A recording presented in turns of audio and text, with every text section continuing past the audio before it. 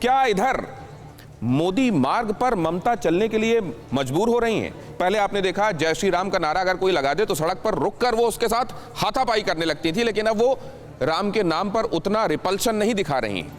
ये क्यों हो रहा है? क्या वाकई भारतीय जनता पार्टी की मोदी की राह पर ममता आखिरकार चल रही है? ये नहीं दिखाना चाहती कि उनसे प्रेरित होकर या इस वजह से वो चल रही है, लेकिन वो चलने लगी हैं, एक मैसेज देना चाहती हैं अपने वोटर्स को। मैं क्यों कह रहा हूं वो जरा देखिए आप। बाउल सिंगर के घर में अगर अमित शाह जाते हैं, वहां भोजन करते हैं, तो उसी बाउल सिंगर को, वासुदेव को मंच पर बुलाकर वो ये दिखाना चाहती हैं कि वो आपके साथ नहीं, वो तो हमारे साथ है। फिर वो ये भी कह देते हैं कि बाउल सिंगर से कहलवा दिया जाता है, क्योंकि बाद में वो कहते हैं कि हमसे कोई बातचीत नहीं हुई। नड्डा जिस रूट पर रोड शो करते हैं वहीं पर पैदल चलती है ममता, वहीं पर पैदल चलना आवश्यक क्यों है? शुभेंदु ने नंदीग्राम में रोड शो किया, ममता ने भी उसी रूट पर बिगुल फूंका। बीजेपी को टक्कर देने के लिए हिंदुत्व और राष्ट्रवाद की बातें भी की जाने लगी हैं।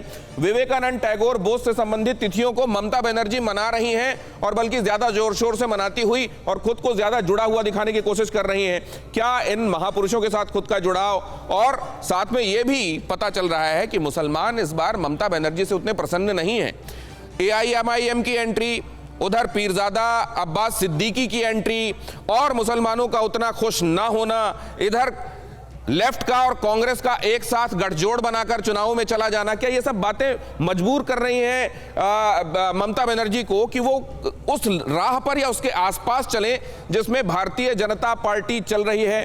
क्या इस तरीके से चीजों का ऑब्जर्वेशन ठीक है, और अगर नहीं तो क्यों? जरा ये समझने की कोशिश करते हैं। खालिद अब्दुल्ला साहब, जरा आपसे समझना चाहता हूं, राग और सुर कुछ बदले हुए हैं, इसकी वजह क्या है? देखिए, बड़ा हास्य मामला आता है। आप जब बोल रहे थे कि ऋषि मुनियों को याद किया जाता है, ऋषि मुनि को, और आप बात कर रहे हैं तो रविन्द्रनाथ टैगोर का भी आपने कहा, स्वामी जी का भी कहा। तो मैं कहना चाहूंगा कि भारतीय जनता पार्टी 4.5 साल के बाद हमेशा हर स्टेट में याद आता है। जहां सरकार होती है तो वहां पे याद नहीं करते, जहां सरकार नहीं होती है तो 4.5 साल के बाद इनको याद आती है ऋषि मुनियों की। तो कहीं ना कहीं ये लोग राजनीति करते हैं। राजनीति करना अपना काम नहीं, अपना काम जनता की सेवा, जन की सेवा करना। और प्रियंका जी कुछ कह रही हैं आपकी बात पे जा रही है। देखिए, ये आपके 4.5 साल वाली बात पर कुछ कह रही हैं? बात करती हूँ मैं, इधर उधर की बात नहीं करती, बिल्कुल तथ्यों के साथ बात करती हूँ। आ रहा हूँ इलियास जी आपके पास। जिस तरफ इनका इशारा था वो है कल नेताजी के जन्म दिवस पर प्रधानमंत्री का यहाँ पर आना, उसके लिए ये बोलना चाह रहे थे।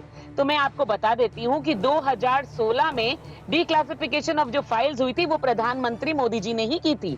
दूसरी बात, 2018 में एक अवार्ड अनाउंस हुआ था नेताजी के नाम पर, वो भी प्राइम मिनिस्टर मोदी जी ने ही किया था। तो उस समय कोई भी चुनाव नहीं थे पश्चिम बंगाल में। तो जो इन्होंने कहा उसका उत्तर ये है। दूसरी बात कि इनको इलेक्शन के समय रवि ठाकुर की फोटो जो है ममता बनर्जी लेकर के रैलियों में घूम रही हैं। आज चारों तरफ उन्होंने नेताजी के साथ अपनी फोटोज और होर्डिंग्स लगा दी। हम तो इलेक्शन के लिए ऐसे पेट्रियट्स को या देश के जो इतने महान लोग हैं उन लोगों को तो हम यूज नहीं कर रहे। कौन यूज कर रहा है? जिनकी नौका अब डूब रही है, जिनको मालूम है कि जो 30% जिनके इस्लाम धर्म को ये सब कुछ मानती थी, अब वो इनको वोट नहीं देंगे।